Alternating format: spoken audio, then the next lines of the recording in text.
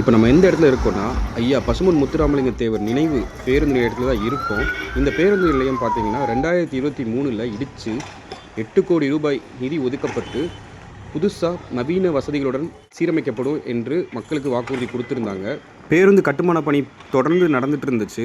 இப்போ பார்த்தீங்கன்னா, அடுத்த கட்டமா பேருந்து விரிவாக்கம் பணியும் பண்ணிட்டு இருக்காங்க. இப்போ இந்த இடத்துல பார்த்தீங்கன்னா, நமக்கு மாலை கடை, நவதானிய கடை, ஏகப்பட்ட கடை இந்த இடத்துல இருந்துச்சு. இப்போ இந்த கடை எதுவுமே அங்கே இல்லை. எல்லாத்தையுமே இடிச்சிட்டாங்க. அங்கே கடை வச்சிருந்த எல்லா கடைக்காரங்ககிட்டையும் இந்த ஊராட்சி, நகராட்சி அதிகாரிகள் பார்த்தீங்கன்னா, முறைப்படி பேசி அவங்க எல்லாருக்குமே ஒரு மாற்று இடம் கொடுத்ததா வந்து சொல்லப்படுது.